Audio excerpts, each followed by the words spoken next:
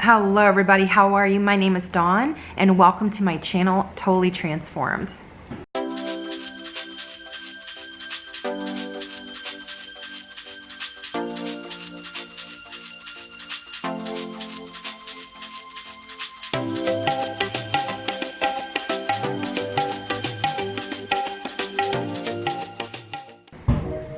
Today guys, I'm going to do a video on the top 3 exercises that'll be great for chronic illness, chronic pain, and really would be great for all kinds of things, including anxiety, obesity.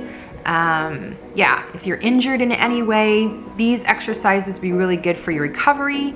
So exercise for me has been really important. I typically exercise anywhere between 4 to 6 times a week, sometimes even 7 times a week. And let me just tell you, it's been a slippery slope too. When you have a chronic illness and chronic pain and there's flare-ups that happen, exercise can be really difficult. And it's been difficult for me for many years, but I've been really doing it consistently and finding a lot of benefits from it. And really the key to it is the types of exercises that you're doing and the times that you're doing it, okay? Meaning the amount of time that you're doing this type of exercise, it just really depends. It depends too what your physical fitness would be like at the time that you're doing it. So, but initially when I started having issues with chronic illness and chronic pain, a lot of the stuff I dealt with was from the waist up because I had a auto wreck injury, and so things that were upper body weren't the best thing for me. So I could still walk quite a bit. I could, I love to bike, I love to hike, I love to go swimming, and you know, those are the types of things that I did on a regular basis and had no problems doing. Walking, like I mentioned before, walking wasn't a big deal.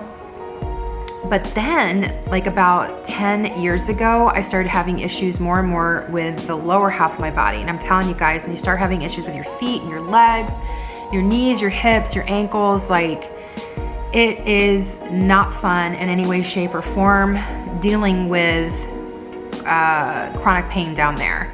It really began to limit me. And the pain was so bad that if I overdid it during the day, I mean, this was very typical on an everyday basis. I would have to stick my feet up at night, and then when I got up from the chair, I would just be in so much pain, and it was for sure a circulatory issue.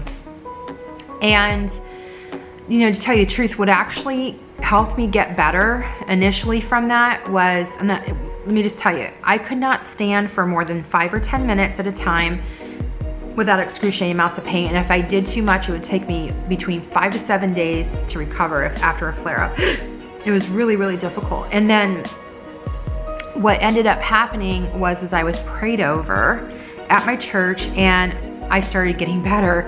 And then I started to also, I just, because at first when all this was going on, I did not want it to affect me with my exercise, but it did, because it just, you know, when you have pain, you try to avoid it. And I started experiencing muscle atrophy, and I would get injured very easily. It just was not fun going through all that.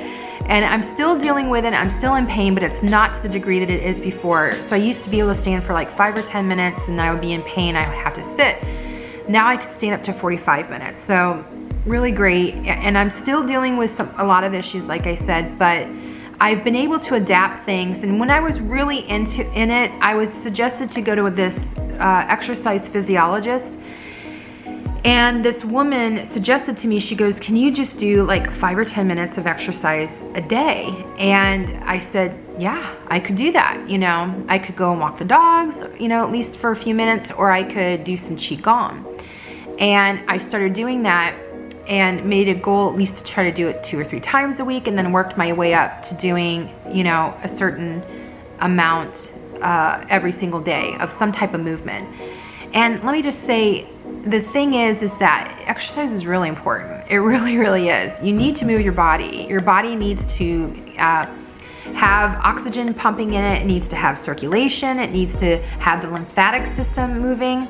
So it's incredibly important to exercise in some way, even if you're suffering from chronic pain or chronic illness, okay? I really want to stress that because your body needs it. Plus, it'll just help lower your stress in general. So a lot of times when we're thinking of exercise, we think, oh, you know, weightlifting and cardio. And both for me have just been difficult throughout my entire journey with chronic illness. But what I have found that's been working really best for me lately are the ones I'm going to really suggest to you because I know they'll work for so many different people. So my number one suggestion would be to do Qigong, like what I mentioned before. Qigong is an exercise that comes out of Asia, and it's amazing. It's the only exercise known to increase Qi essence and Qi Qi. I studied this when I was in Chinese medical school, and it literally, your essence is depleted as you get older. It'll literally help you become younger, okay? So this is why a lot of elderly people do this every morning. They do their Qigong and Tai Chi, and Qigong's a lot easier than Tai Chi, and there's so many different videos. I'm gonna suggest a few of them and put them down in the description box, so be sure to check those things out. But they use it for medical purposes. They actually prescribe it to people to help them with certain conditions. You know, all of it's good for energy, but the one I really like is called 7 Minutes of Magic, and it's interesting. I started just doing this recently again, and I just never forget how terrible it was for me trying to get through those 7 minutes back in the day when I was dealing with all the leg issues. And now I do it, and I thought to myself, wow, that went really quickly. And it was really cool that I could do it so easily now and it not be a big deal like it was before. But if you even do this just every day in the morning or twice a day, you will be doing a lot of good for your body. It helps with circulation. It'll help you increase your energy. I can't even begin to tell you how many things this does for you. There's ones that are for neck and shoulder pain, low back, for sleep, insomnia. It's amazing for insomnia. I'll put one in there. It's a PM routine that I'll put in the link below, or in the description box below. But yeah, try Qigong. It's really awesome. The second one I want to suggest to you is yoga, but not any type of yoga, restorative yoga. Restorative yoga really helps to put you into a parasympathetic state. So it really helps de-stress you, and you're doing a lot of amazing things for your body. It's helping again with circulation. It helps with some strength, but mostly it's opening you up and stretching you in a different way. You're holding stretches for longer, and you're, it's just amazing. It's amazing. I can't even begin to tell you. I wouldn't just go out and do any yoga though, because just if you're doing regular yoga, that could be too much for your body. There was only one class I did, regular yoga. They did it for like about a half hour. It's usually about 15-20 minutes when you really got into it. And the other half hour you were doing like mindful meditation, so you're just pretty much resting the rest of the time. So that I could do. Hot yoga is contraindicated for anyone who has adrenal fatigue. Most people that are dealing with chronic pain and chronic illness have adrenal fatigue. Would not recommend it. It's just really harsh on the body. You would think for chronic pain that hot yoga would be good. It really depends on the teacher, but for the most part, you want to stay away from it, okay? It's just, the heat overtaxes the body. But restorative yoga is excellent, really, really good for getting you, like I said, into a parasympathetic mode and relaxing you. I have benefited greatly from doing that on a regular basis, and like I said, it does a lot for your body, more than you think it does. And at least if you're moving and circulating every single day in some way, you're doing a lot better.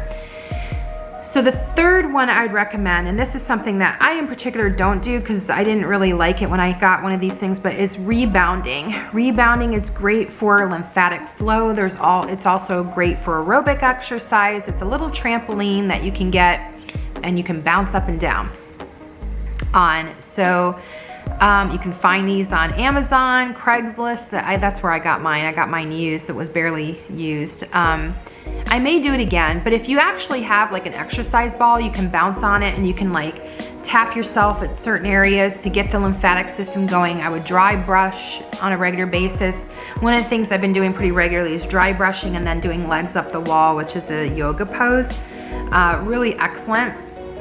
And yeah, you want to get your lymphatic system working in some way, but exercise in general is going to help that, but specifically bouncing is really good for your lymphatic system.